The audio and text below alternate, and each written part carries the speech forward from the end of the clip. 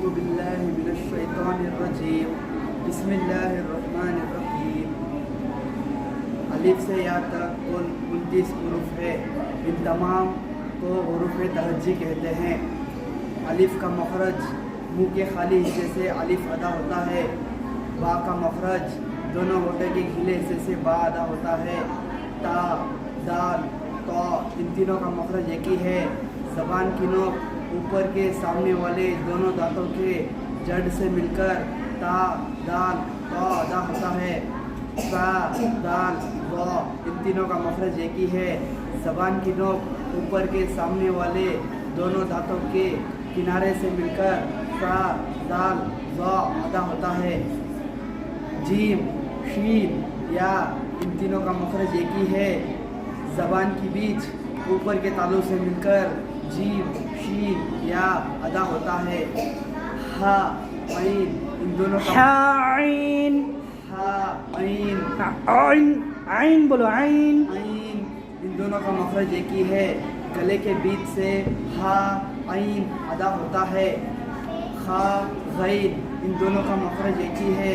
गले के ऊपर से खा, गैन अदा होता है। रॉ, रॉ का मखरज ज़बान की पुष्ट और ज़बान की नोक ऊपर के सामने वाले 4 दांतों के मसोड़ों से मिलकर रॉ अदा होता है। ज़ौ, ज़ा, सीन, स्वाद इन तीनों का मखरज एक ही है। ज़बान की नोक ऊपर के सामने वाले नीचे के सामने वाले दोनों दांतों के ऊपर के सामने वाले 2 दांत नीचे के सामने वाले 2 दांत के किनारे से मिलकर ज़ा, सीन, स्वाद अदा होता है। ज़्वाद का मखरज ज़बान की करवट और ऊपर के दाढ़ों के जड़ से मिलकर ज़्वाद अदा होता है। उसके बाद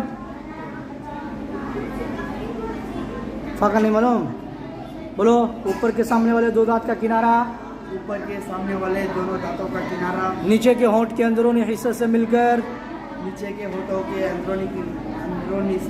अंदरूनी हिस्से से मिलकर फा फा देखो ये 2 दांत यहाँ पे थोड़ा इनसाइड में लगेगा। देखो ये नहीं दांत, हाँ वो फा फा टच हो रहा है नीचे के होंठ में थोड़ा इनसाइड साइड में फा।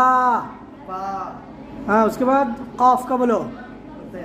ज़बान की जड़ ऊपर का तालु से मिलकर कॉफ अदा होता है। ज़बान की जड़ ऊपर के तालु से मिलकर